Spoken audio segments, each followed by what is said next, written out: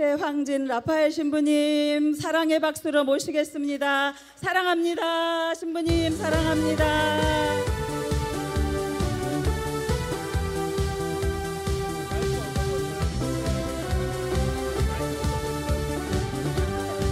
신부님 사랑해요.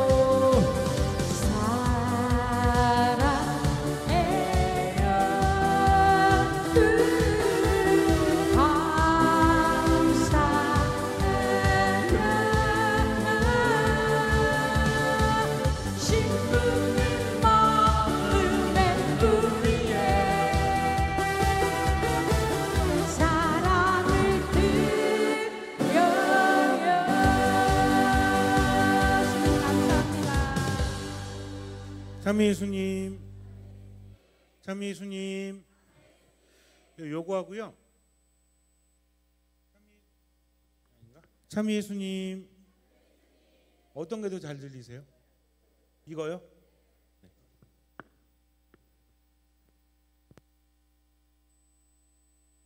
네. 저는 최황진 라파엘 신부입니다. 네, 감사합니다. 듣마 신부라고도 하는데 듣마 신부는 듣는 마음 신부죠.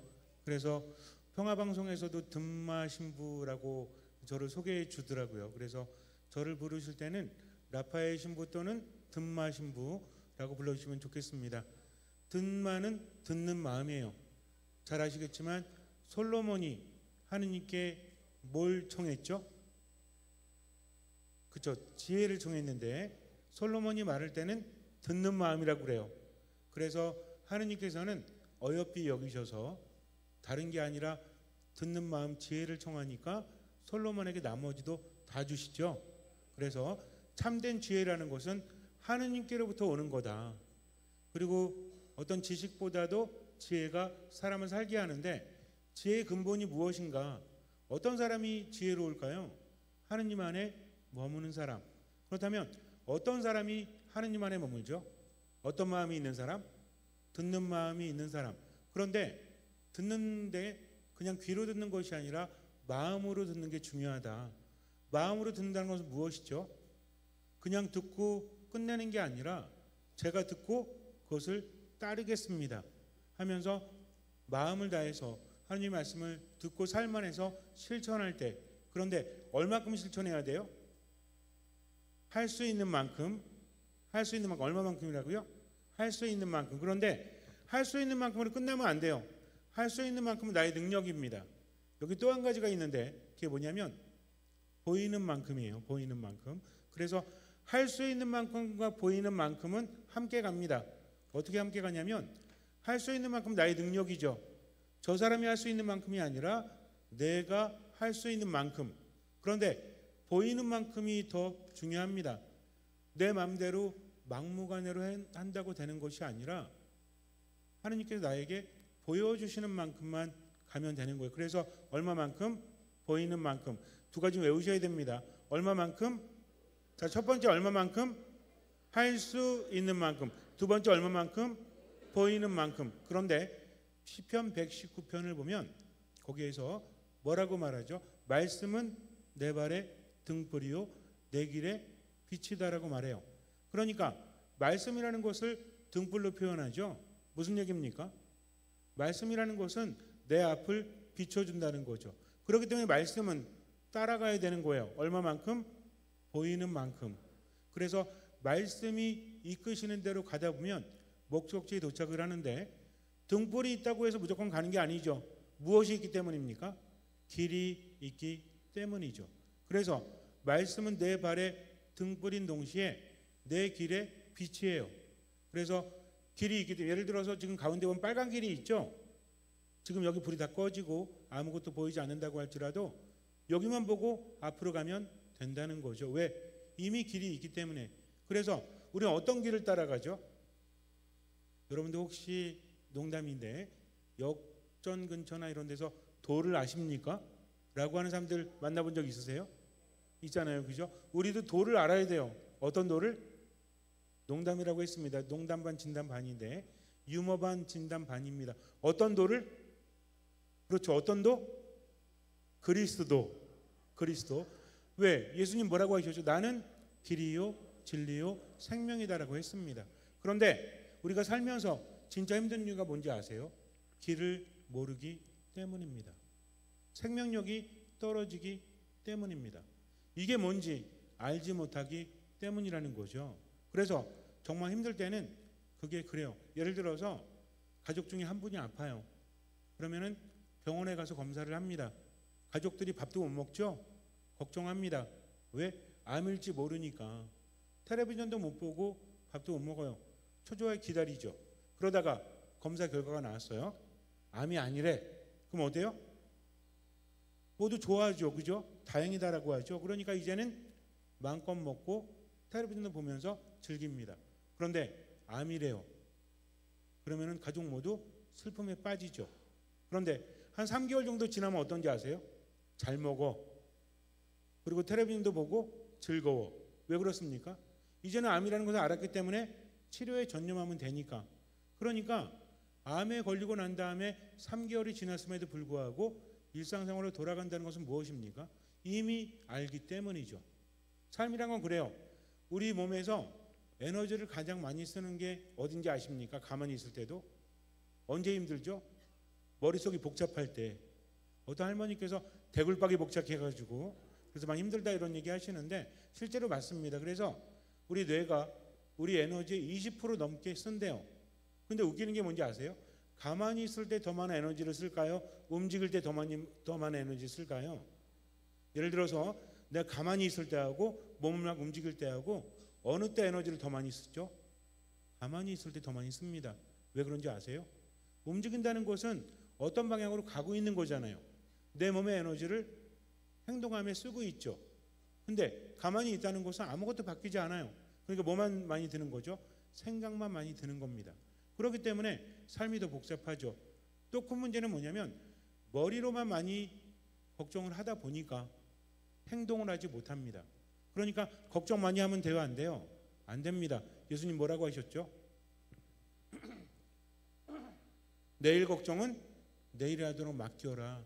오늘은 오늘 걱정만으로 충분하다라고 말씀을 하십니다. 그러니까 우리는 걱정거리가 많다고 할지라도 얼마만큼만? 보이는 만큼만 가면 된다는 거죠. 걱정하는 게 아니라 주님 말씀하십시오. 제가 듣습니다. 라고 하면 돼요. 걱정과 염려는 우리 몸과 마음과 영혼의 에너지를 떨어뜨립니다. 그런데 그때 어떻게 해야 되냐면 생각을 많이 하면 안 돼요. 근데 생각이 들죠. 아무리 생각을 안 하려고 해도 생각이 들 수밖에 없지 않습니까? 그럴 때 어떻게 하면 돼요? 생각을 묵상으로 바꾸면 돼요. 자, 생각과 묵상의 차이는 뭘까요? 생각을 비운다는 것은 결코 쉽지 않습니다. 아무리 노력을 해도 우리들의 생각은 나를 끊임없이 괴롭혀요. 그럼 어떻게 하면 되죠? 죄송한데 제가 지금 소리가 이쪽에서만 들려가지고 너무 힘들어요. 위로 올라갈게요. 자, 그러면 생각을 많이 하면 삶이 힘든데 생각이 끊이질 않죠. 왜? 삶이 고통스러우니까. 어디로 가야 될지 모르기 때문입니다. 또 뭐예요? 어디로 가야 될지도 모를 뿐더러 길도 모르는 거죠. 또 어때요? 생명력도 없어요. 그러니까 뭐만 하는 거죠? 생각만 합니다. 더 큰 문제는 뭔지 아십니까? 인간은요, 습관의 노예가 돼서 살아요. 처음에는 어떤 일이 있기 때문에 걱정을 합니다. 그런데 시간이 지날수록 걱정만 하다 보니까 이제는 어떤 일 때문이 아니라 모든 것을 걱정 속에서 바라보는 거죠. 그래서 악순환이 반복이 됩니다. 문제는 뭐냐면 이런 생각을 어떻게 하면 멈출 수 있을까? 멈추지 못해요. 그렇기 때문에 무엇으로 바꿔라? 묵상으로 바꾸라는 거죠. 생각이 우리를 더 괴롭힌다. 몸의 에너지를 떨어뜨리고 마음의 에너지를 떨어뜨린다. 그렇기 때문에 실제로 행동력이 떨어질 수밖에 없다. 그러니까 생각이 많으면 안 되는데 생각이 많이 드니까 어쩔 수 없잖아요. 예수님 뭐라고 하십니까? 너희는 나 없이는 아무것도 할 수 없다. 그러니 내가 생각이 많으면 생각을 하는 게 아니라 주님께 맡기는 거죠. 묵상이란 무엇이다? 주님께 맡기는 거다. 시작은 어떻게 하냐면 고민이 많아요. 염려가 많아요. 걱정이 많아요. 두려움이 많습니다. 그러면 이런 생각들이 몸에도 영향을 미치죠. 예를 들어서 우울증과 분노조절 장애가 요즘에 많은 사람들을 괴롭힙니다. 우울하다는 것은 몸이 우울한 거예요? 마음이 우울한 거예요? 마음이 우울한 거죠. 근데 마음이 우울한데 몸이 영향을 받습니까? 안 받습니까? 받죠. 우리가 병원에 가서 우울증 진단을 받고 약을 먹는다고 하면 마음의 약을 먹는 거예요? 몸의 약을 먹는 거예요? 몸의 약을 먹는 겁니다. 마음의 약은 없어요. 무슨 얘기냐면 마음이 몸으로 드러난다는 겁니다. 그래서 병원에서는 몸의 증상을 완화시킴으로 인해서 우울증을 치료하죠. 그래서 우울증은 단순히 약만 먹는 게 아니라 상담도 받습니다. 심리적인 건 모두 다 그래요. 자, 그런데 문제는 뭐냐면 마음이 점점 힘들어지면 이게 나아지질 않아. 그래서 우울증은 어떻게 되는지 아십니까? 뚝 떨어지는 게 아니에요. 나선형으로 떨어집니다. 못을 박으면 어떻게 되죠? 뚝뚝뚝뚝 박히죠. 근데 나사는 어때요? 돌리잖아요. 천천히 박히죠. 나중에 뽑을 때 못이 더 힘들어요? 나사가 더 힘들어요? 나사가 더 힘들어요.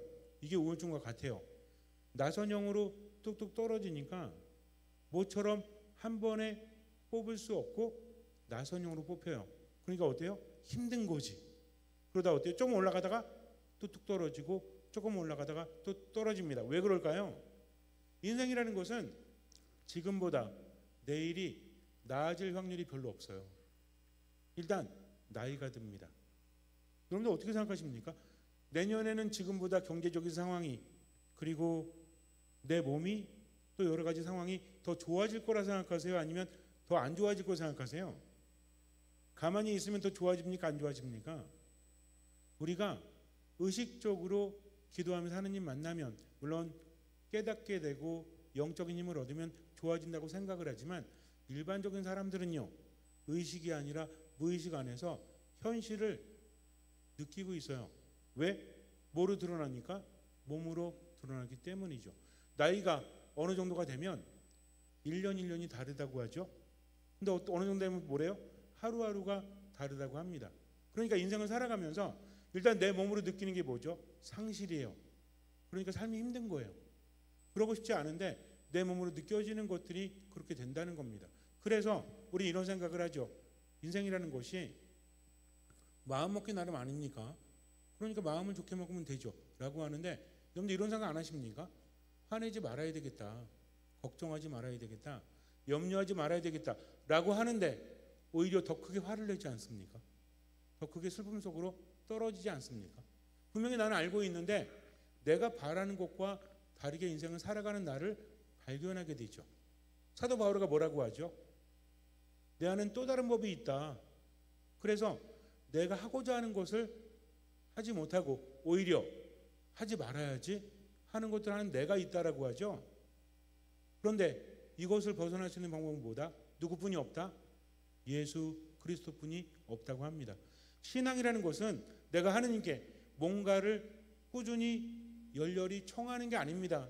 그것도 믿음이지만 믿음이 있을 때 청하면 하나님이 들어주시죠. 근데 믿음이라는 것은 성장한다고 하죠. 믿음은 혼자 하는 게 아닙니다. 믿음은 뭐죠? 하느님과 함께 하는 거죠. 근데 이런 하느님이 나를 나보다 더 잘 아십니다. 그래서 뭐라고 하죠? 우리들의 머리카락 숫자까지도 헤아리신다고 하죠. 저 여기 왔는데 우리 회장님께서 저한테 형님 머리가 멋지십니다. 제가 그랬어요. 저 파마한 게 아닙니다. 원래 머리예요. 신자들이 못 믿어. 신부 말도 못 믿어. 제 머리는 파마가 아니에요. 저는 이 곱슬 머리가 지긋지긋해요. 정말 지긋지긋합니다. 어릴 때부터 핀머리가 좋아가지고 신부 돼가지고 몇 번 폈거든요. 근데 이제 포기했어요. 그래서 날 때부터 뽀글뽀글합니다. 지금은 이제 뭐 바른 거죠. 안 바르면 어떻게 되는지 아세요? 쭉쭉쭉쭉 돼가지고 우선 완전 마이꼴 되죠. 근데 우리들의 머리카락 숫자까지도 헤아리신데요. 본인의 머리카락 수가 얼마인지 아시는 분 계십니까? 우리가 작정을 합니다. 그래, 내 머리카락이 얼마나 되는지 한번 헤아려 봐야지 해서 첨단 장비를 동원해가지고 머리카락 숫자를 한번 헤아려 봐요. 그러면 몇 개 있는지 알겠죠? 문제는 뭐죠? 빠져. 내일 아침이 되면 빠져버리지 않습니까? 그러니까 산다는 건 의미가 없죠. 근데 하느님은요, 우리 머리카락 숫자까지도 아신대요. 뭔 얘기예요? 우리들의 변화를, 내가 나를 모르는데 하느님은 나를 아신다는 겁니다. 얼마나 좋아요. 나보다 더 나를 잘 아시니까. 나는 죄가 많아요. 나는 나약해요. 나는 실수해요. 나는 왜 이럴까? 내가 왜 이럴까? 라는 노래도 있잖아요. 그죠? 근데 하느님은 아신다는 겁니다. 여기서 중요한 게 또 있어요. 하느님이 이렇게 나를 나보다 더 잘 아시는데, 따라하세요. 하느님은 나를 나보다 더 잘 아신다. 근데 이것만으로 그치면 안 되죠. 왜? 나를 나보다 더 잘 안다는 건 좋은 겁니까? 안 좋은 겁니까? 좋을 수도 있고 안 좋을 수도 있지. 왜? 사기꾼이 나보다 나를 더 잘 알면 난 사기당하잖아요. 좋은 게 아니잖아요. 그죠? 개인정보 탈탈 털려가지고. 근데 하느님은요, 나를 나보다 더 사랑하십니다. 이 두 가지가 결합이 되기 때문에 우리는 안심할 수 있고 우리는 희망을 가질 수 있다는 거죠. 자, 하느님은 나를 나보다 뭐죠? 더 잘 아신다. 두 번째, 하느님은 나를 나보다 더 사랑하신다. 근데 어떻게 사랑하세요? 어떻게 사랑하신다고 하죠? 예수님이 사람들을 보고 목자 없는 양들 같았기 때문에 가엾이 여기시죠. 그리고 외아들을 잃은 과부 나인에서 만났을 때 가엾은 마음이 드시오 라고 하죠. 이게 뭔지 아십니까? 이곳이 히라보로 그리스어라고 하죠. 스플랑크니 조마이라는 단어를 쓰고 있는데 우리나라에도 그런 단어가 있어요. 단장. 단장이 뭡니까? 창자가 끊어지는 아픔이라는 거죠. 그 단장의 미아리 고개 있잖아요. 왜? 거기 가면 돌아올 수가 없어요. 옛날에 중국에 끌려가고 또 전쟁 때문에 가면 언제 올지 모르는 게 아니라 돌아오지 못하는 거죠. 그러니 어때요? 뒤돌아보고 또 돌아보고 맨발로 뭐 이런 노래도 있잖아요. 그게 뭡니까? 이제 가는 님을 이제 떠나면서 이제 저기 있는 님을 만나지 못하니까 애간장이 녹는 거죠. 또 우리 언제 느끼죠? 엄마 아빠가 갓난아이가 아플 때 어때요? 밤에 한밤중에 애가 아파가지고 열이 엄청나게 오르면서 막 울어 제끼면 어떻게 합니까? 조용히 좀 해 그래요? 엄마 아빠는 잠을 못 자죠. 왜? 안타깝기 때문이죠. 애들은요 열이 한번 오르잖아요. 큰일 날 수 있어요. 어른하고 다릅니다. 뇌가 망가질 수도 있죠. 그러니까 엄마 아빠가 어떻게 해요? 발을 동동 구르죠. 계속 찬물 갖다가 수건으로 이렇게 적셔가지고 이마에 대주면서 그렇게 하지 않습니까? 그때 느끼는 마음이 뭐예요? 이게 단장이에요. 속이 새까맣게 탄다라고 하죠. 여러분들은 여러분들이 아픈 거하고 자식이 아픈 거하고 언제 더 속이 새까맣게 탑니까? 내가 아프면 몸이 아프죠. 자식이 아프면 마음이 아파요. 그래서 부모님이 돌아가시면 산에 묻지만 자식이 죽으면 마음에 묻는다고 하죠. 뭔 얘기입니까? 산은 멀어요. 살다가 잊혀져요. 근데 자식 죽잖아요. 잊혀지질 않아. 왜? 마음에 묻었기 때문입니다. 이 느낌 아시죠? 마음과 몸이 한꺼번에 아파요. 이게 뭐다? 이게 단장의 고통이요. 스플랑크니 조마이. 하느님은요, 예수님은요, 나를 보면서 그 아픔을 느낍니다. 내가 삶 안에서 우울 속에 빠져들 때, 내가 분노에 휩싸여서 일어나지 못할 때 다른 사람들은 다 손가락질해도 하느님은 나를 보면서 뭘 느끼십니까? 창자가 끊어지는 고통을 느끼신다. 그런 하느님이 나를 나보다 더 잘하시고 나를 나보다 더 사랑하시니까 우리는 어떻게 하면 돼요? 그분께 맡기면 된다. 근데 기본적으로 정말 많은 사람들이 믿음으로 기도하기 전에 자기 안에 빠져서 자기 우울과 자기 분노와 자기 짜증과 무기력에 빠져서 일어나질 못해요. 기도하면서도 하나님을 신뢰하지 못합니다. 그렇기 때문에 우리는 나를 괴롭히는 생각을 뭘로 바꿔야 된다? 묵상으로 바꿔야 되는데 묵상의 단계는 사실은 공부도 많이 해야 돼요. 노력도 많이 해야 돼요. 그런데 시작을 하다 보면 체험을 통해서 많은 것을 깨닫게 됩니다. 그래서 천주교 신앙에서 중요한 게 뭔지 아십니까? 체험이에요. 체험. 우리는 깨달음이 아니라 뭐다? 체험이라는 거죠. 깨달음은 뭐죠? 내가 생각하는 겁니다. 내가 느끼는 겁니다. 나를 비우는 겁니다.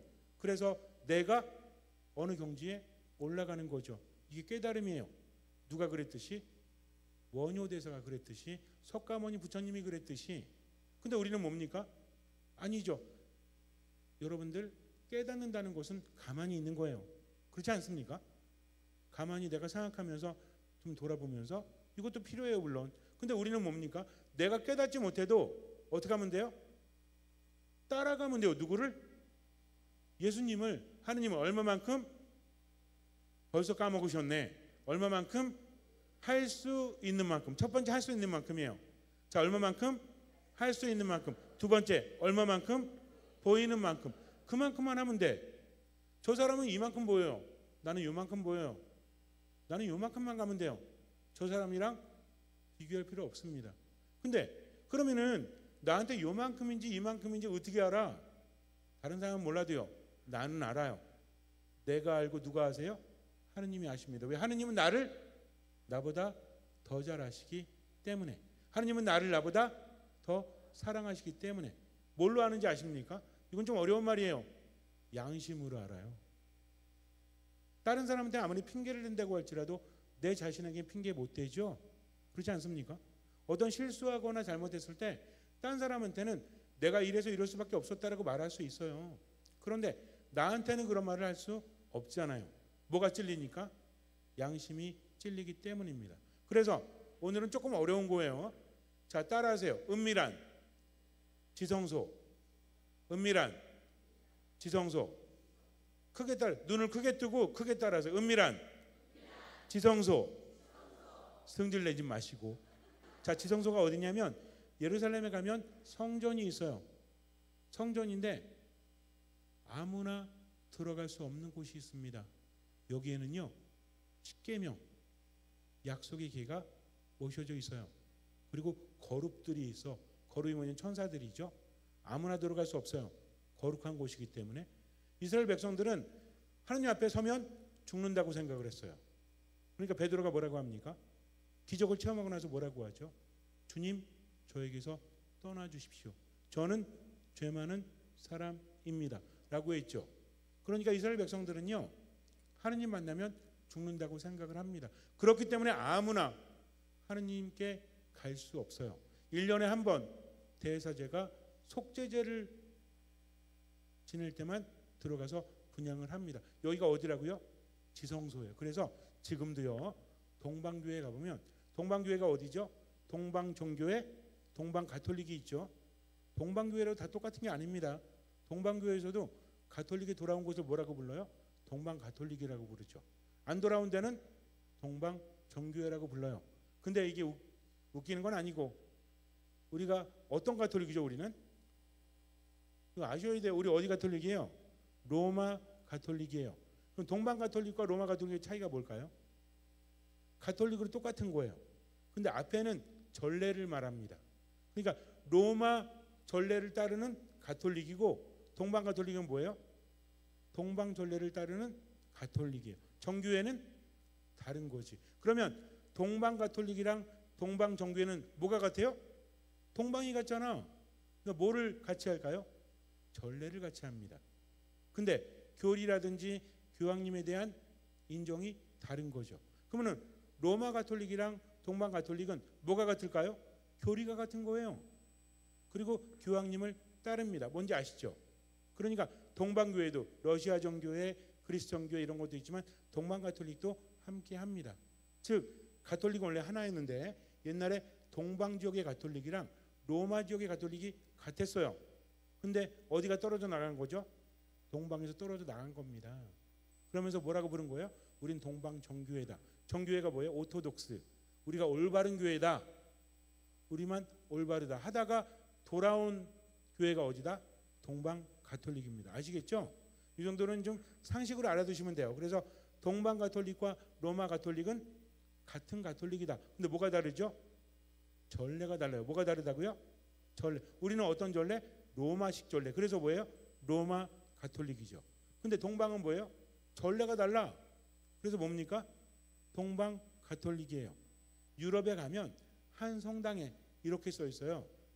몇 시에는 가톨릭 전례, 캐톨릭 리투스, 또 몇 시에는 오리엔트 리투스라고 해서 동방 전례 한다고 합니다. 여러분들은 어떤 미사 가야 돼요? 둘 다 가셔도 돼. 근데 동방 전례에는 마음의 각오를 단단히 하고 가셔야 돼. 왜? 미사가 3시간 이상이거든. 여러분들 성당에서 우리 신부님 미사 되게 길어 그러죠? 그거 긴 것도 아니요. 동방 가톨릭 들어가잖아요. 그러면은 향을 외치는 거지. 향초. 그리고 조금 이따 또 성가를 불러. 그러다 또 어때요? 신부님 뭘 해내? 그거 또 어때? 안 끝나. 또 와서 뭐예요? 그러니까 우리 가톨릭 신자들이 동방교회 전례 들어갔다가 언제 끝나는 거야? 언제 끝나? 한 2시간 지나면 그래가지고 그 다음부터는 절대 안 가라고 하시는 분도 있죠. 그러니까 거기는 자기들만의 오랜 전통을 그대로 지키고 있는 겁니다. 뭔 얘기인지 아시죠? 근데 어쨌든 우리 가톨릭 교회는요 자연 종교가 아니에요. 우리 무슨 종교입니까? 계시 종교죠. 이게 얼마나 다행인지 몰라. 자연 종교는 되게 힘들어요. 내가 길도 만들고 내가 그 길도 가고 혼자 깨달아야 돼. 근데 우리는요 몰라도 돼. 왜? 하느님이 아시잖아요. 우리는 뭡니까? 우리는 그 말씀을 따르면 된다는 거죠. 근데 그 길이 있잖아요. 뭘 따르는 거예요? 길을 따르는 겁니다. 그 길이 뭐예요? 예수 그리스도죠. 그분의 말씀을 따르는 겁니다. 그러니까 어떤 마음? 그러니까 듣는 마음이 어떤 마음? 듣는 마음. 듣는 마음은 뭐죠? 주님 말씀하십시오. 제가 듣겠습니다. 하면서 뭘로 들어요? 마음으로 듣는다니까. 귀로만 듣는 게 아니라 마음으로 듣는 겁니다. 왜? 우리 마음에는 뭐가 있기 때문에? 지성소가 있기 때문에. 그 지성소가 어디 있는 거라고요? 성전에 아무나 들어갈 수 없다고 그랬죠. 대사제만 들어갈 수 있어요. 그러면은 내 마음의 지성소에 누가 들어갈 수 있어요? 하느님이 계시겠죠. 또 누가 들어갈 수 있죠? 여러분들 각자의 마음 속에는 누가 들어갑니까? 제가 들어가나요? 아무나 들어올 수 없어요. 그래서 은밀한 겁니다. 누구만 들어갈 수 있죠? 나만 들어갈 수 있다. 누가 계시니까? 하느님이 계시니까. 이게 뭐다? 이게 양심이에요. 따라하세요. 은밀한 지성소, 은밀한 지성소, 은밀한 지성소. 그러니까 뭐에 따라 살면 돼요? 양심에 따라 살면 돼요. 왜냐하면 우리가 말하는 양심은 심리학의 양심이랑 다릅니다. 이건 교리예요, 교리. 우리 양심은 하느님이 계신다. 그리고 내가 들어갈 수 있으니 그분의 말씀 무엇으로 듣고? 마음으로 듣고 따르는 거죠. 근데 여기 문제가 있습니다. 어떤 문제가 있냐면 자기 마음대로 하면 안 돼. 이러면 양심이 망가져 버려요. 양심에 하느님이 계셔야 되는데 우리 보통 사는 집이 있죠. 사람이 사는 집이 있는데 사람이 살지 않으면 뭐가 되죠? 이게 폐가가 됩니다. 폐가. 그러다가 사람이 살 수 없는 집이 되죠. 이걸 뭐라고 그래? 귀신 나오는 집이라고 하죠. 흉가가 됩니다. 하느님이 자리를 지키고 있어야 되는데 하느님께서 그 자리에서 나가시잖아요. 그러면은 하느님 없는 집이 되는 겁니다. 근데 이 집을 가만히 내버려 두지 않아요. 누가 들어와요?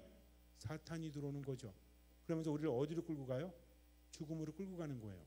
예전에 한번 말씀드렸는데 제가 살고 있는 마도라는 곳이 있는데 마도는 농촌 지역입니다. 근데 여기 후손들이 다 떠나니까 어르신들만 모여 사는 곳이 되게 많아요.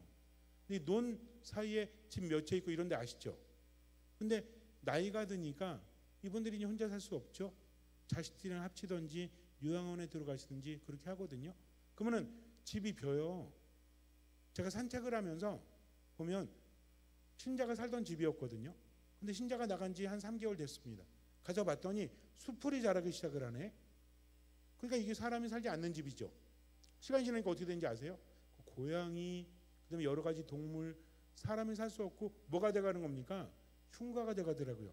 이런 느낌을 가졌어요. 즉 우리 안에도 누가 계시지 않으면, 하느님이 계시지 않으면 점점 어떻게 된다? 폐가요, 흉가가 된다. 그러니 마음이 망가지니 몸은 안 망가집니까? 당연히 망가지죠. 어떤 신호가 있어요? 우울해지는 겁니다. 분노가 많아지는 겁니다. 뭐가 없어지는 거예요? 평화가 사라지는 거예요. 그래서 우울이라든지 분노라든지 이런 것들은 결핍이다. 뭐라고요? 결핍이다. 누가 안 계십니까? 하느님이 안 계시거나 그분의 자리가 점점 줄어들기 때문입니다. 그래서 하느님이 함께 하시면 우리 안에 뭐가 넘치죠? 기쁨이 넘쳐요. 또 뭐가 넘치죠? 평화가 넘쳐요. 또 뭐가 넘치죠? 행복이 넘칩니다. 생기가 돈다는 거죠. 젊은이나 청년들도 지치거나 비틀거리기 마련이죠. 그러나 어떤 사람은 지칠 줄도 피곤한 줄도 모르죠. 하느님께 바라는 사람, 성경에 나오는 얘기입니다. 제가 쉽게 얘기를 하지만, 그래서 우리는 뭐냐면 내가 나이가 많거나 몸이 약해도 뭐만 하면 돼? 하느님께 바라면 돼. 하느님을 바라보면 돼. 어떤 마음으로? 듣는 마음으로. 어떤 마음으로? 듣는 마음으로. 어떤 마음으로? 듣는 마음으로. 듣는 마음은 절대로 잊지 마세요. 왜? 믿음은 들음에서 오고 들음은 그리스도의 말씀으로 이루어져 있기 때문입니다. 그렇기 때문에 그냥 귀로 듣는 게 아니라 뭘로 들어야 돼요? 마음으로 들어야 한다는 거죠. 즉 생각이 많아져서 삶이 힘들어질 때는 뭐만 그으면 돼요? 손목을 거? 뭐만 그으면 돼요? 성호만 그으면 돼요. 처음에는. 그러니까 생각이 너무 많아. 저 인간을 죽여버릴까? 가만두지 않겠어 라고 하면 생각입니다. 근데 성부와 성자와 성령의 이름으로 아멘. 주님, 저 인간 죽여버릴까요? 그러면 기도가 되는 겁니다. 이런 기도하면 돼요, 안 돼요? 괜찮아요, 하세요. 내가 그런다고 해서 하나님께서 죽여버리시겠습니까? 하나님 뭐라고 하시겠어요? 이제 들려집니다. 평상시에 미사 참여 열심히 하고 말씀 묵상 열심히 하고 기도하잖아요. 그러면 내 마음 안에서 소리가 들려. 어떤 소리가? 하느님께서 그러지 마라. 너도 용서받을 것이 많지 않니? 나는 너를 사랑한다. 너도 용서받아야 돼. 그러니까 너도 그를 용서해라. 얼마만큼? 할 수 있는 만큼. 얼마만큼? 오늘 컨디션들이 안 좋으신가 봐. 제가 얼마만큼 그러면 무조건 첫 번째 답은 뭐예요? 할 수 있는 만큼. 두 번째는 보이는 만큼. 그 다음에 하느님은 어떤 분? 나보다 나를 더 잘하신다. 나보다 나를 더 사랑하신다. 어떤 마음으로? 듣는 마음으로. 딱 요겁니다. 요것만 하셔도 돼. 자, 얼마만큼? 처음은 할 수 있는 만큼이라니까. 처음은 내가 할 수 있는 만큼. 얼마만큼? 할 수 있는 만큼. 얼마만큼? 두 번째가 보이는 만큼이에요. 하느님은 나를 나보다 더 잘하신다. 하느님은 나를 나보다 더 사랑하신다. 그러니까 어떤 마음으로? 무조건 하세요. 이해 못해도. 그러다 보면 체험이 옵니다. 우리 신앙인들은요, 따르는 거예요. 내가 잘 몰라도, 이해할 수 없어도 따르다 보니 어때? 체험이 주어지네. 그러면서 어때요? 하느님 더 믿어야 되겠어 하면서 믿음이 더 깊어지는 겁니다. 근데 체험은 뭘 해야 생기죠? 따라야 생기지. 아무것도 안 하고 앉아있으면 됩니까? 안 됩니까? 우리가 하느님께 기도할 때 기도만 하면 하느님이 들어주십니까? 안 들어주십니까? 들어만 주십니다. 들어만 주세요. 왜? 아니 움직이질 않잖아. 예수님 뭐라고 하셨죠? 나를 따라오너라. 내 안에 머물러라 라고 하셨잖아요. 그러니까 우리는 기도만 하면 돼요? 안 돼요? 안 됩니다. 기도하면서 어떻게 해야 돼요? 그분을 따라가는데 얼마만큼? 얼마만큼? 그러니까 처음에 했잖아. 할 수 있는 만큼. 또 얼마만큼? 그래요. 그만큼만 가면 나머지는 맡기는 겁니다. 근데 길로 안 가고 있어. 멀리 떨어져 있어. 그럼 어떻게 해야 돼요? 그 길로 가야 되는 겁니다. 이게 뭐예요? 이게 회개예요. 회개는 딴 게 아닙니다. 그런데 가끔은 너무 멀리 떨어져서 길은 저기 있는데 나는 여기 떨어져 있어요. 아무리 가려고 해도 못 가. 그럴 때 있잖아요. 그죠? 화를 내지 말아야 되는데 맨날 화내고 있어. 우울해하지 말아야 되는데 맨날 우울해하고 있어. 분명히 압니다. 이러면 안 된다는 거. 근데도 어때요? 점점 멀어지죠. 예를 들어서 굉장히 거센 강에 빠졌어요. 그러면 나는 앞으로 가려고 합니다. 근데 물이 너무 거세게 밑으로 흘러요. 그럼 내가 아무리 팔을 젓고 수영을 해도 내 몸은 어디로 갈까요? 밑으로 갑니다. 이게 왜 그런지 아세요? 거센 강물은 사탄을 의미합니다. 여러분들 유럽이나 성지순례를 가면 스테인드 글라스나 천정화가 있는데 여기 이런 게 있습니다. 바다에 배가 하나 떠 있고요. 거기에 위에서 누가 이 배를 바람으로 불고 있는 사람 같은 모습이 있어요. 하늘에. 누굴까요? 이거를 많은 사람들이 착각을 합니다. 예수님이라고. 왜? 예수님이 불어주니까 배가 가는 것 같잖아. 아닙니다. 사탄이에요. 사탄은 엄청난 바람으로 우리를 움직이게 합니다. 어디로? 죽음으로. 근데 여기 그림이 또 하나 있어. 배에 뭐가 있냐면 닷이 있어요. 닷. 닷이 어떻게 생겼죠? 이렇게 십자가 모양으로 밑에 이렇게 생겼죠? 닷은 뭐예요?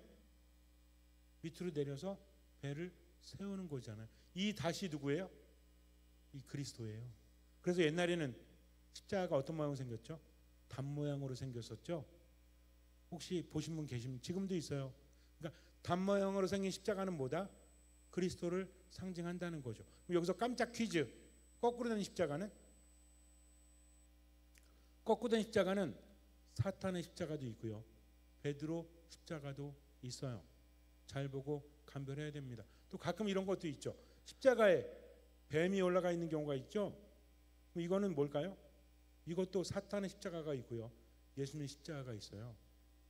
광야에서 구리뱀을 만들었죠. 구리뱀이 높이 올리지 않습니까? 그래서 느보산에 있는 성당에 가면 이 십자가가 있어요. 여기서 뱀은 누굴 상징합니까? 구리뱀, 예수님을 상징하는 겁니다.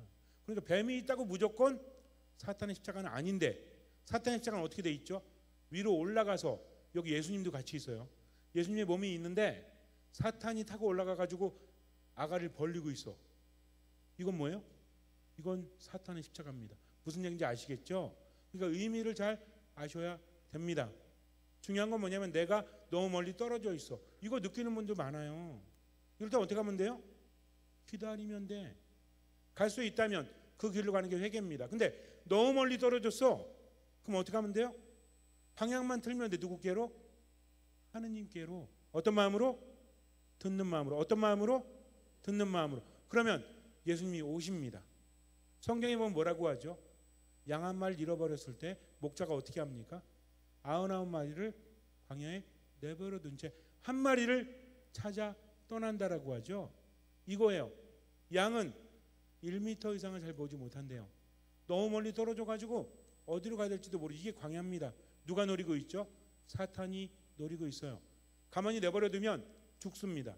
왜? 거기는 맹수들도 배가 고픈 곳이거든요. 양 한 마리를 절대로 내버려 두지 않아요. 그러니까 목자가 어떻게 해요? 마음이 급한 거지. 그 어떻게 합니까? 99마리를 내버려 둔 채 한 마리를 찾아서 돌아다니죠. 여기서 의문이 생기지 않으세요? 그럼 나머지 99마리는 어떡하지?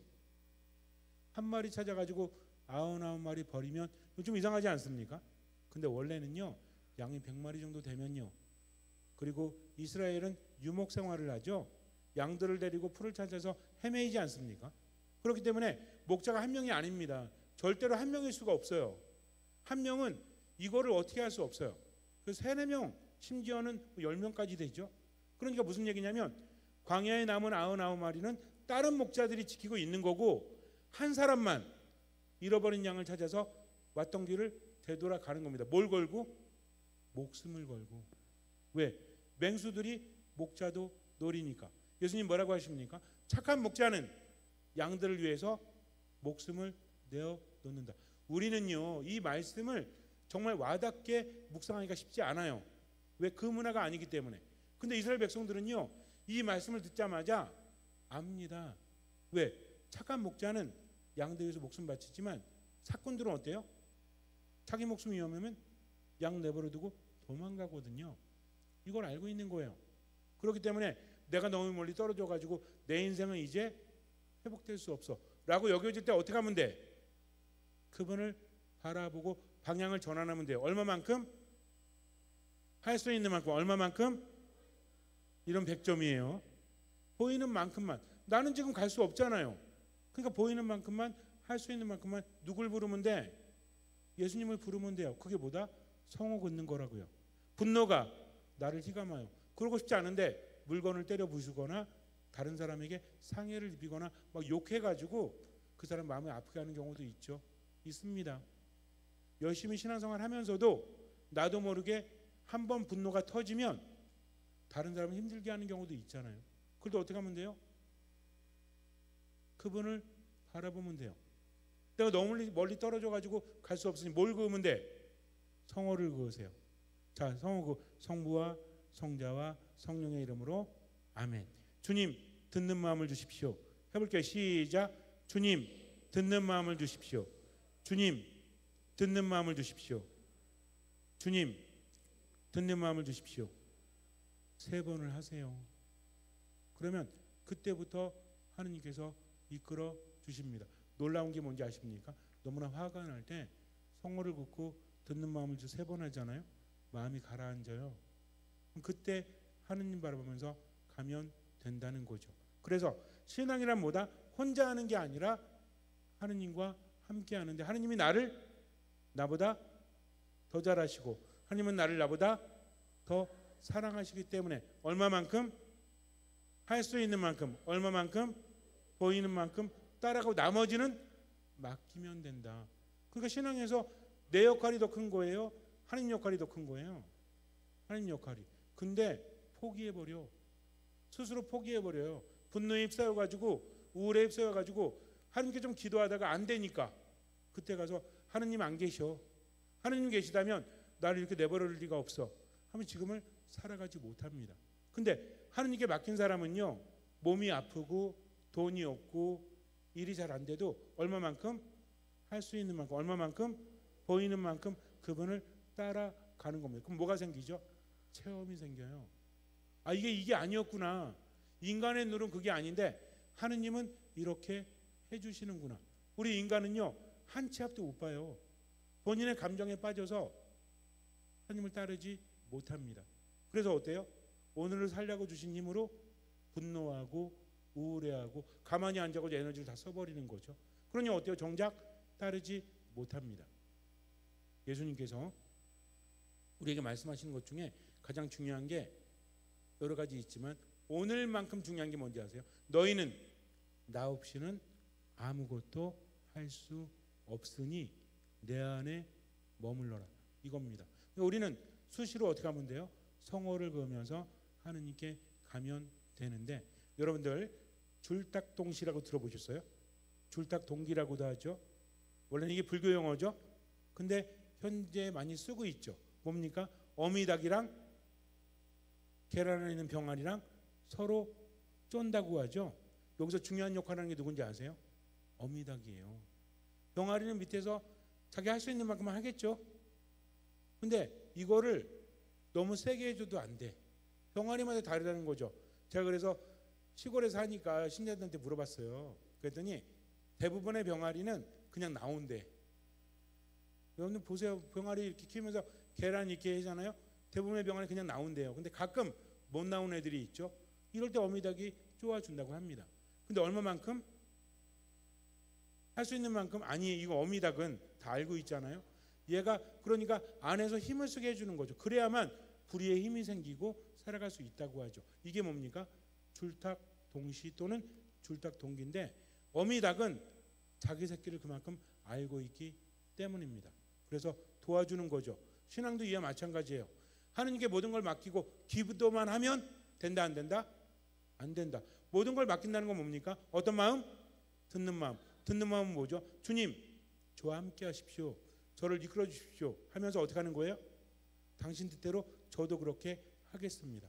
당신이 원하시니까 제가요 용서할게요. 당신이 원하시니까 실망하지 않고 기도할게요.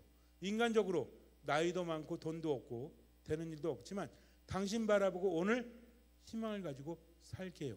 얼마만큼? 할 수 있는 만큼. 얼마만큼? 보이는 만큼. 자, 얼마만큼? 할 수 있는 만큼. 얼마만큼?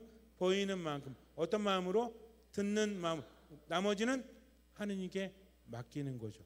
그러면 하느님께서요 그때마다 나에게 보여주십니다. 근데요 불평하죠. 그리고 안 움직이죠. 아무것도 안 보여요. 마태복음 5장을 보면 예수님께서 겟네사렛 호숫가에 가십니다. 그런데 여러분들 성경을 읽어보면 호수가, 유명한 호수가 3개가 나오죠. 우리가 모두 알고 있는 호수, 어떤 호수? 갈릴레아 호수. 그 다음에 티베리아스 호수. 그 다음에 겟네사렛 호수. 그래서 이스라엘은 호수 큰 게 몇 개가 있다? 3개가 있다. 이러면 안 돼요. 왜? 갈릴레아 호수가 주변이 55km예요. 50km에서 55km. 엄청나게 크죠? 그들이 뭐라고 불렀어요? 바다라고 불렀죠. 갈릴레아 바다라고 부릅니다. 그러다 보니까 갈릴레아 쪽에서 보면 어떤 호수예요? 갈릴레아 호수인 거야. 똑같은 호수인데 티베리아스 호수에서 보면 티베리아스라는 도시에서 보면 티베리아스 호수입니다. 그럼 겟네사렛 쪽에서 보면 겟네사렛 호수인 거죠. 뭔 얘기인지 아시죠? 호수는 하나인데 이름은 여러 개야. 지역마다 다르니까. 근데 겟네사렛 호수에서 예수님께서 갈릴레아 호수입니다. 아침에 오전 중에 딱 나가시죠. 베드로하고 다른 동료들이 뭐 하고 있었죠? 그물을 싣고 있었죠. 왜? 밤새도록 고기를 잡았으니까. 예수님 뭐라고 하십니까? 베드로야, 배 좀 빌려줘. 내가 사람들을 가르쳐야 돼. 하면 예수님은 배에 타시고 사람들은 호숫가에 앉아 있었죠. 말씀을 다 마치셨어요. 시간은 어느쯤 됐을까요? 아마 정오가 가까웠을 것 같아요. 예수님께서 뭐라고 하십니까? 깊은 데로 가서 그물을 던져라. 베드로가 뭐라고 하죠? 저기요, 저희가 밤새도록 애를 써봤지만 한 마리도 잡지 못했습니다. 이 이면에는 어떤 의미가 있을까요? 만약에 예수님 아니었으면 베드로 성격이 뭐라고 그랬을까요? 참견하지 마 라고 했을지도 몰라요. 뱃사람들은 성격이 강할까요? 약할까요? 강해져. 그래서 사투리도 바닷가에 가까울수록 세지잖아요. 왜 그런지 아십니까? 바다라는 곳은 물이죠. 엄청난 물은 죽음을 의미합니다. 그렇기 때문에 사투를 벌이는 경우가 많죠. 고집이 세요, 안 세요? 여러분들 생각할 때 농부하고 어부하고 누가 더 고집이 셀 것 같아요? 농부하고 어부하고 누가 더 몸집이 클 것 같아요? 농부하고 어부하고 누가 더 털이 많을 것 같아요? 어부. 왜 그럴까요? 뱃사람 그러면 이미 어때요? 이미지가 강하잖아요. 왜? 늘 죽음과 싸우는 사람들이기 때문입니다. 베드로도 마찬가지죠. 두 번째는 뭡니까? 베드로는 전문가죠. 어떤 전문가? 고기잡이 전문가잖아요. 거의 뭐 직업이 어부였기 때문에. 근데 물고기는 언제 잡히는지 아십니까? 밤에 잡혀요. 이스라엘 가면 더군다나 굉장히 덥죠. 그러니까 물고기들이 한낮에는 깊은 데 숨어 있어요. 그리고 언제 나옵니까? 밤에 나와서 어디로 나와요? 깊은 데 있을까요? 아니면 주변으로 나올까요? 주변에 뭐 숲을 이런 거 있겠죠. 수초 이런 것들. 거기에 먹을 게 있겠죠. 이거 먹을 때 같이 잡는 거야. 오징어 잡을 때도 밤에 잡지 않나요? 낮에 안 잡잖아요. 그죠? 밤에 잡아가지고 오잖아요. 어쨌든 그렇습니다. 근데 지금 뭐예요? 거의 정오가 가까웠거든요. 이거는 상식적으로 말이 안 되는 겁니다. 두 번째는 예수님은 어부가 아니잖아요. 아무리 주님이시지만. 그러니까 뭐라고 합니까? 저희가 밤새도록 애를 써봤지만, 여기서 저희는 누구죠? 어부들이 밤새도록 애를 써봤지만 한 마리도 잡지 못했습니다. 그런데 낮이 되었는데 잡히겠습니까? 예수님 그거요 헛수고입니다 라고 말하는 거겠죠. 근데 예수님이니까 함부로 말할 수는 없고, 또 문제가 뭐죠? 그물을 다 씻었잖아. 여러분들 이 그물이 조그만 그물이 아닙니다. 엄청나게 커요. 배에서 던지는 게. 그러다 보니까 그물 손질하는데 어때요? 오래 걸리죠. 더군다나 밤새도록 한 마리도 못 잡았죠. 그럼 기분이 좋을까 안 좋을까요? 이 상태가 어떤지 아시겠습니까? 지금 엄청나게 지친 거예요. 물고기도 못 잡았으니 마음도 꺾였죠. 근데 예수님 뭐라고 하세요? 한낮에 깊은 데로 가서 그물을 치라고 합니다. 시간도 물고기가 안 잡힐 시간이고요. 더군다나 깊은 데 가서 그물 치잖아요. 지금 물고기가 어디 있죠? 깊은 데 있어요. 근데 문제는 뭐냐면 이 그물이 저기까지 안 내려간다니까. 뭔 얘기인지 아시죠? 왜? 이거는 가생에서 잡는 그런 용도이기 때문입니다. 그런데 치라고 하니까 하고 싶지 않은데 예수님 말씀이니까 어쨌든 하잖아요. 어떻게 됩니까? 깊은 데를 가서 그물을 쳤더니 배가 가라앉을 만큼 물고기 많이 잡히죠. 그래서 다른 배도 와서 가득 채워서 나오지 않습니까? 이때 베드로가 뭐라고 하죠? 예수님 짱! 대단하세요. 어유 예수님 어부도 아니신데 어떻게 하셨어? 이럽니까? 엎드립니다. 벌벌 떨죠. 저는 죄인입니다. 저에게서 떠나 주십시오. 그때 예수님 뭐라고 하십니까? 베드로, 너는 앞으로도 실수 자주 할 거야. 너는 내 수제자인데 너는 나를 되게 못 믿어 라고 하십니까? 두려워하지 마라. 이제 너희는 사람 낚는 어부가 될 것이다 라고 하십니다. 여기 중요한 게 뭔지 아십니까? 베드로는 전문가였죠. 또 객관적으로도 고기가 잡히지 않았죠. 근데 어떻게 했죠? 어쨌든 따랐죠. 무엇을? 주님의 말씀을 따랐더니 어떤 일이 벌어집니까? 말도 안 되는 기적이 일어납니다. 예수님의 기적은 객관적이지 않습니다. 예수님의 기적은 뭐를 필요로 하죠? 상황이 필요한 게 아니에요. 뭘 필요로 합니까? 믿음을 필요로 하는 거죠. 그래서 예수님께서 뭐라고 하십니까? 너의 믿음이 너를 구원하였다 라고 하십니다. 믿음이라는 건 뭐죠? 그분을 따르는 거예요. 그분께 맡기는 겁니다. 나병 환자가 어떻게 했죠? 예수님께 와서 하고자만 하시면 저를 깨끗하게 하실 수 있으십니다. 할 수 있으시면이 아니라 뭐라고 했죠? 하고자만 하시면. 나병 환자 뭐 했습니까? 예수님께 나아갔죠. 그분을 알아보고 온전히 맡긴 거죠. 뭘 걸었죠? 목숨을 건 겁니다. 이게 얼마만큼이에요? 할 수 있는 만큼이죠. 또 얼마만큼이에요? 보이는 만큼이죠. 예수님이 보이는 만큼 다가간 겁니다. 이게 뭐예요? 이게 믿음이에요. 우리는요, 치유가 필요합니다. 돈이 필요합니다. 안정이 필요합니다. 몸의 평화가 필요합니다. 마음의 평화가 필요합니다. 하면서 기도만 하면 돼요, 안 돼요? 안 됩니다. 그래서 뭘로 들어야 돼요? 마음으로 들어야 한다는 거죠. 들렸으면 어떻게 해야 돼요? 할 수 있는 만큼, 보이는 만큼 따라가면 된다. 이게 뭐다? 이게 믿음이라는 거죠.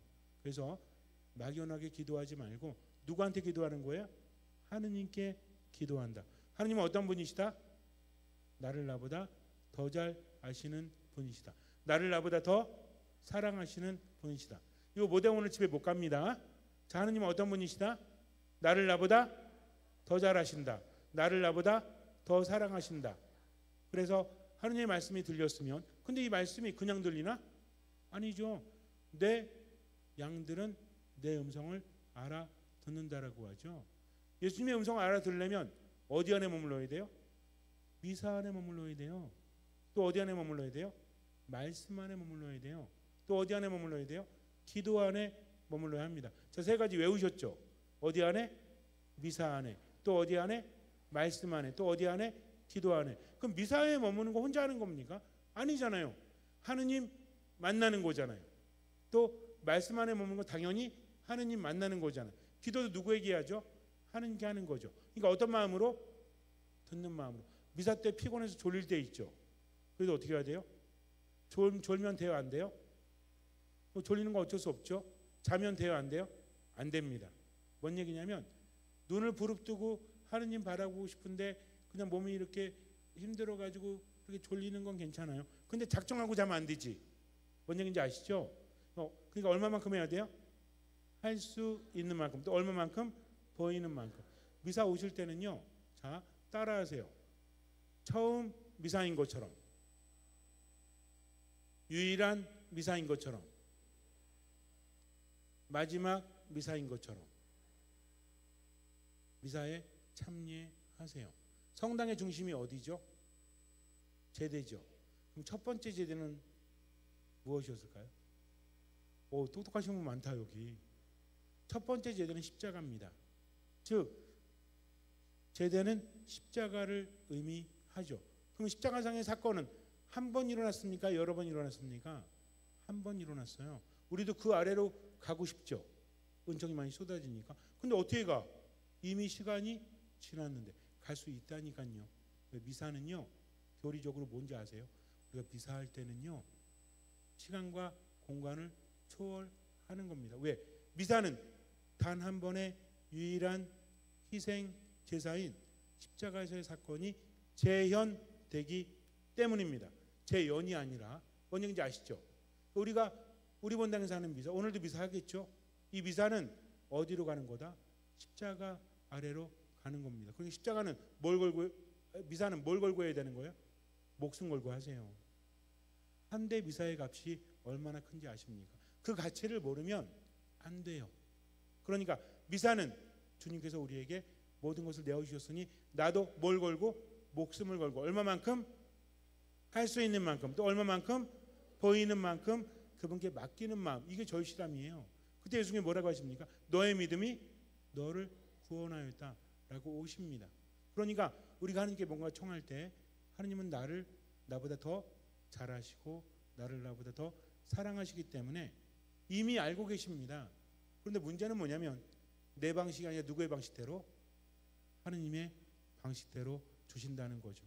그러니까 감정대로 신앙생활하지 말고 하느님께 맡겼다면 지금 어떻게 해야 돼요?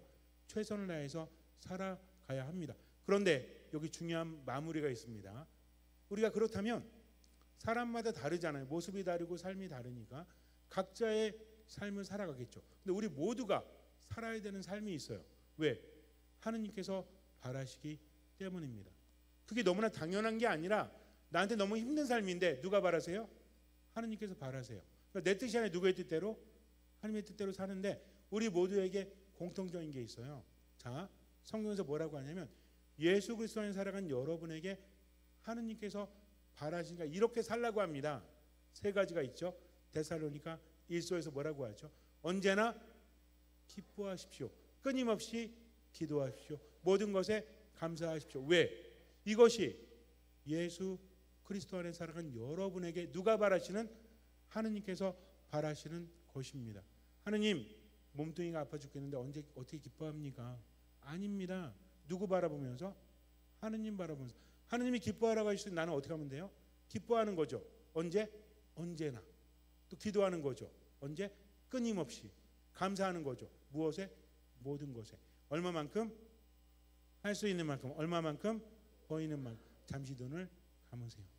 하느님은 나와 함께 하십니다. 때로는 말도 안 되는 요구를 하십니다. 사랑하라 하십니다. 기뻐하라 하십니다.